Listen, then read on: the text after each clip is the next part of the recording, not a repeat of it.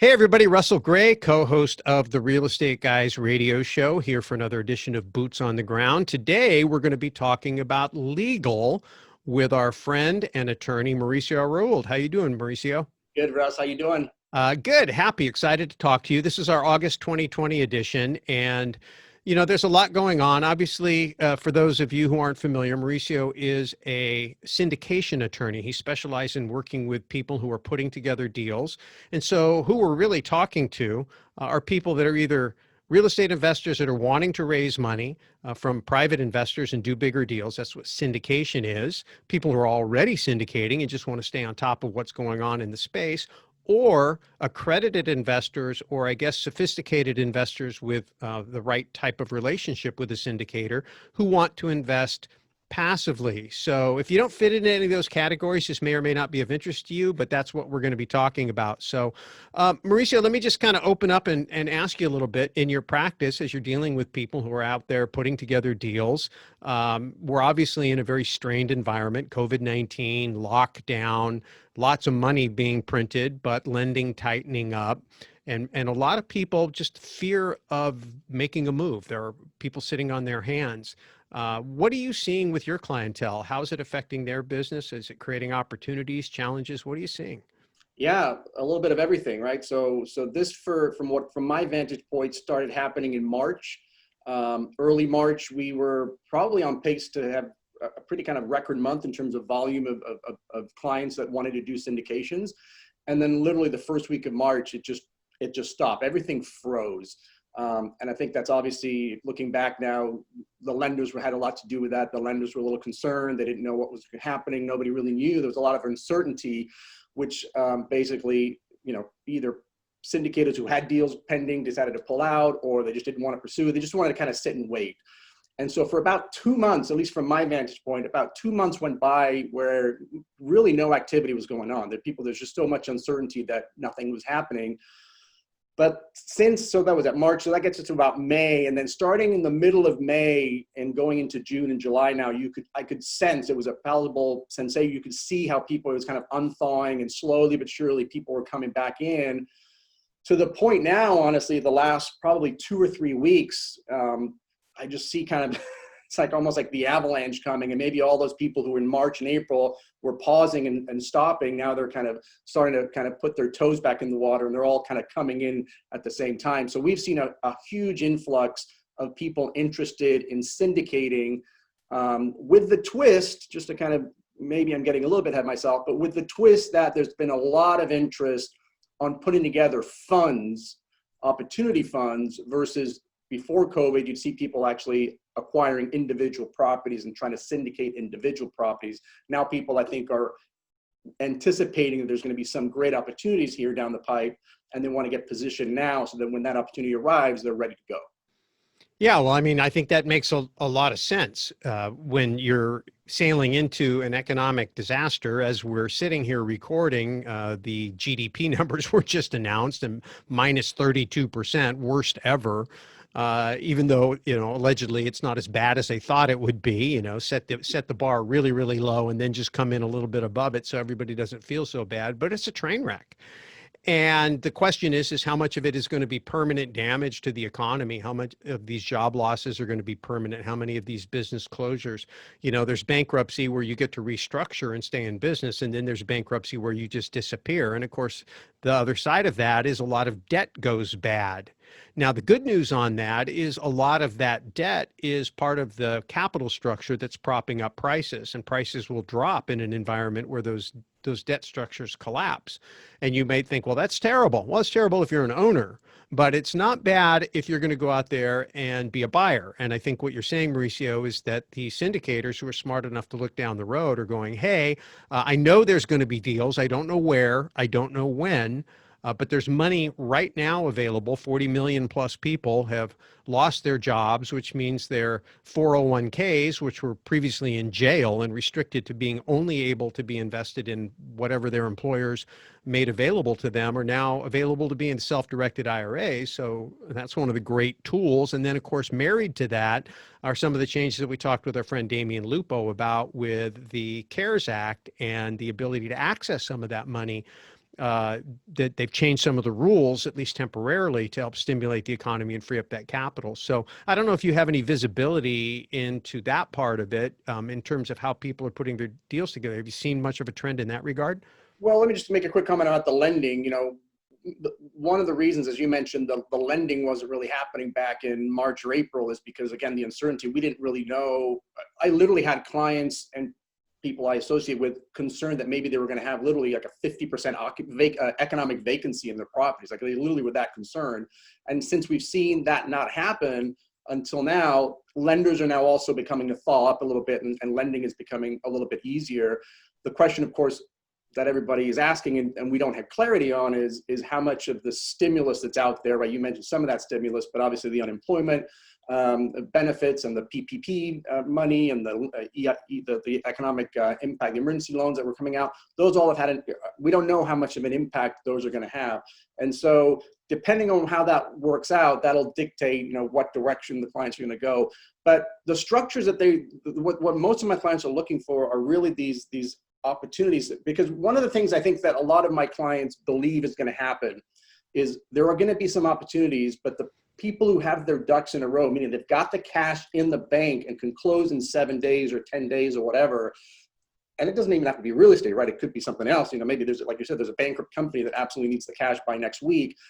If you start the process then, the process takes a little bit, right? It's not months and months and months, but it can still take weeks and weeks and weeks to get everything together. So if you're in a position where you can actually write a check, you have control over a checkbook that you can then deploy immediately next week, you don't have to wait to raise the capital, then I think that puts people in a really strong position versus somebody else who has to still go out and raise the capital. So that's something that's happening quite a bit. And certainly IRAs have always been an integral part of the capital raising for my clients, mostly really around, as you know, education, right? Most people don't realize they can use their 401ks or old 401ks or their IRAs to invest and receive income because they've just been indoctrinated into thinking that they have to be in the stock market and, they have to invest in very limited, you can't even invest in stock to think it's only mutual funds and things like that. But as we all know, you can invest in these in real estate or in syndications or what have you. And so I think now more than ever, there's that opportunity to educate even more, to educate the public at large that you can use these funds, that they're not, God forbid, you've got it in the stock market and it's not locked into the stock market that, is at an all-time high or close to all-time highs. There are alternatives that they don't want to tell you about, not because it's some conspiracy or some things like that. They just don't get paid. If you invest in a syndication or you invest in a piece of property, the broker that's a custodian of your funds isn't going to get a commission on that. So there's no incentive for them to tell you this information. Right. Yeah, well, obviously the entire financial structure has been built and educated and propagandized by Wall Street and a set of investing philosophies and asset classes, paper assets.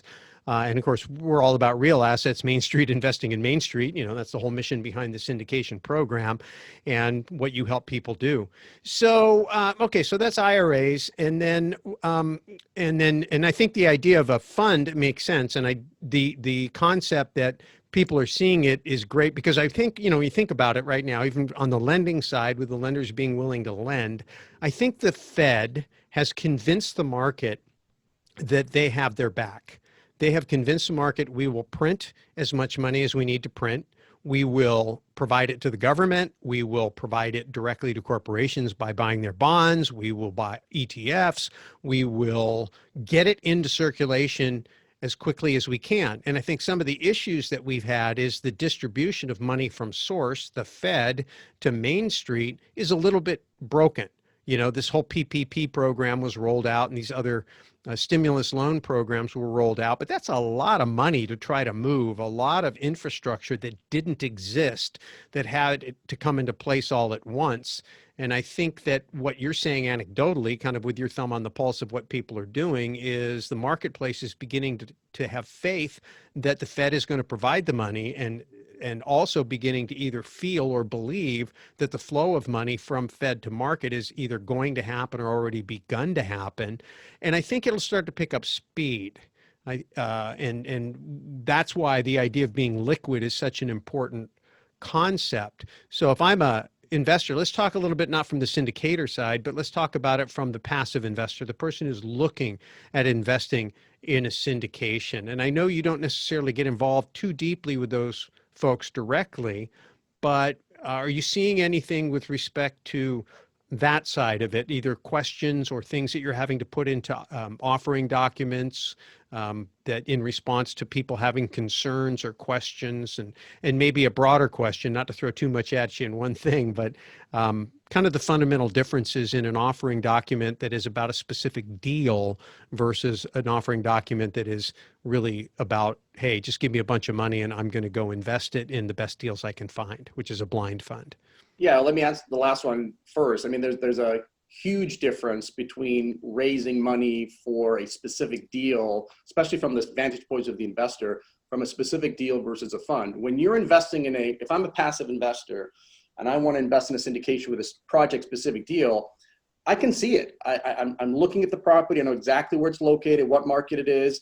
I can look at the underwriting and all the assumptions that the syndicator makes, and I can challenge those assumptions, internally. I don't have to call them up, but I can say, look, I see here that you're assuming you're going to be able to increase rents by 5%, and I can make a decision. I think that's aggressive. Let me bring it down to 2%, or maybe they think that they can raise rents by X dollars, and I said, well, that seems kind of aggressive for this month. You can do your own due diligence on the project. That all goes away when you do a fund, a blind fund, because now you're exclusively relying on that syndicator. You are literally betting on the jockey as opposed to the project as a whole. So you have you have some idea of the types of, obviously that's one of the disclosures, what types of investments they're going to make. Is it single family, multifamily, self-storage, oil, stock Right. market? It's not totally blind. Totally I mean, blind. you're going to have an investment philosophy, an investment target, a outcome you're aiming at, and maybe some guidelines about what you are allowed and not allowed to do. Right. I'm pretty comfortable that my money's not going to be invested in Venezuelan real estate, right? I know it's U.S. real estate and within these markets, but I really don't know. I'm really putting my faith in the syndicator, and that's why the relationship becomes that much more important. And that's why it's very difficult, by the way, to start your career with a fund. If you've never done a syndication before, and you've never owned real estate before, it's very difficult to have somebody put the faith in you individually versus showing them here's my deal, and they can look at the deal. It's like, oh, that's pretty good. So typically funds, the more experience and the more relationships you've had, the easier. But certainly if everybody could do it, having the money in the bank first when you identify a property so you can immediately move and you don't have to convince, when you're in those best and finals, or you're competing with all these other buyers, and you can say, hey, I have the money. Here's my bank account. I've got $2 million in the bank, and I'm going to use that as my down payment to close in 30 days. The ability to close is such a huge factor from a seller. It's not just the highest price, it's who can close, especially in this environment, in our COVID environment. The ability to close is huge. And usually that has been the biggest issue, has been on the equity side. But now the concern is obviously on the lending side and on the debt side as well. But that's why having the fund and having the money in place is a huge advantage for the syndicator, also from the investor. But then from an investor standpoint, there's so many issues you've got to look at when you're doing a fund. But from a passive investor standpoint, is how long is the money going to be sitting with the syndicator before it gets deployed? Because if you're a passive investor and I write you a $100,000 check for a fund, and there's no opportunities for, let's say the stimulus kind of extends things for a little bit, and maybe the opportunities don't happen until next year. Well, now my money's sitting in your bank account. Well, let me address that real quick, because that's an important thing. Yeah. And, now we're talking to that person out there that's passive. If you are just sitting on cash waiting for an opportunity, then it isn't how long is your money going to be idle with the syndicator until it's put to work.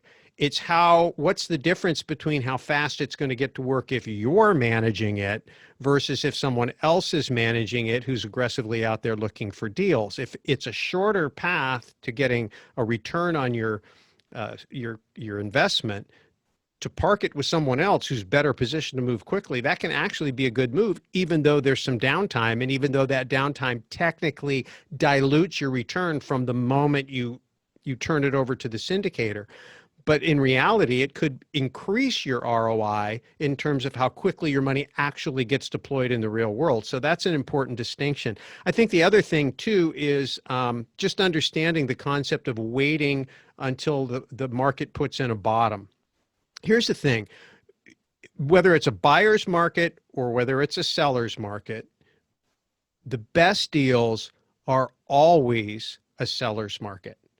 It is always competitive when the deals are best. In other words, you're going to have multiple people competing for the very, very best. And the way market bottoms get put in is that the people who are best positioned, best educated, best prepared, best organized, when they see a deal, no matter what the circumstances, they move quickly. And if your money isn't attached, if you're not in a position to move quickly yourself, then one of the smartest things you can do is attach it to somebody who is positioned to move quickly, because you become part of the brave and bold who are actually putting the bottom in.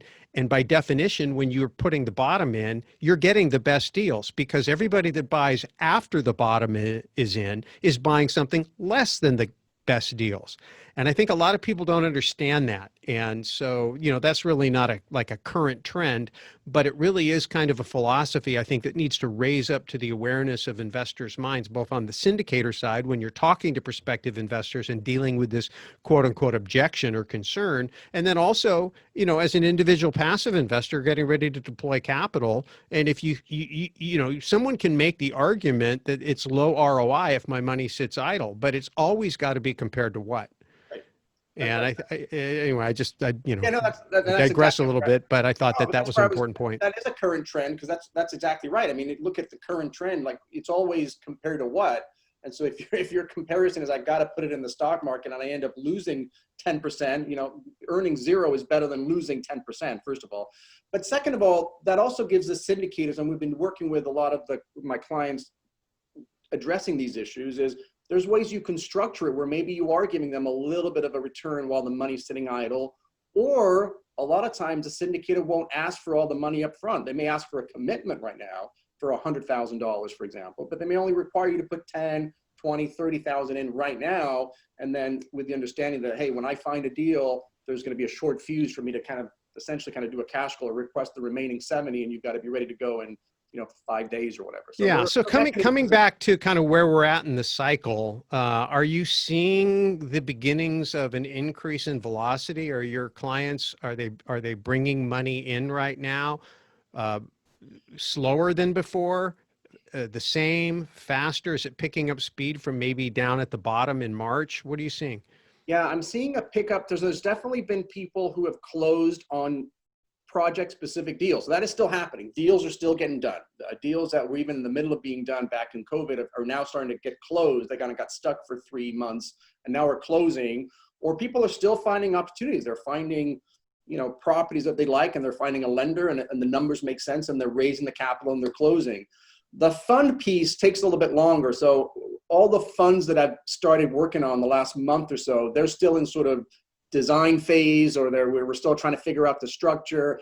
There hasn't really been any capital being raised on those structures, and I think the reason is, which is one of the issues with funds too, is there's no deadline looming, right? There's no closing date in 30 days or 60 days, which could be a good thing and a bad thing. The good thing is there's no pressure. The bad news is there's no pressure, and so those tend to drag on because they're thinking, well, the opportunity is not going to happen until another 2 or 3 or 4 months. So I have time. And so all of those funds that we're working on are still honestly being structured. None of those funds have really raised any significant capital where you would say, hey, they're ready to pull the trigger tomorrow if they had to. Yeah. Okay. Well, good. That's a good update. And, obviously we're going to stay in touch with you, and you can keep us posted on trends. We'll visit again with you in next month. Yeah. And in the meantime, if something happens in the law, or you see a trend that starts to explode quickly and you think you want to get the word out to everybody, just let me know and we'll bring you back on and we'll talk about it.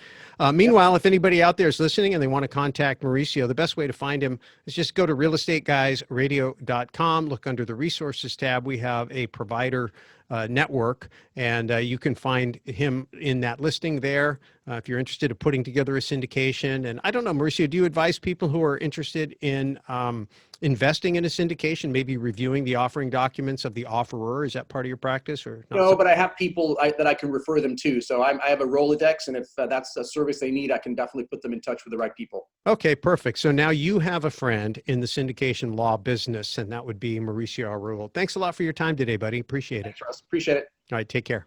too.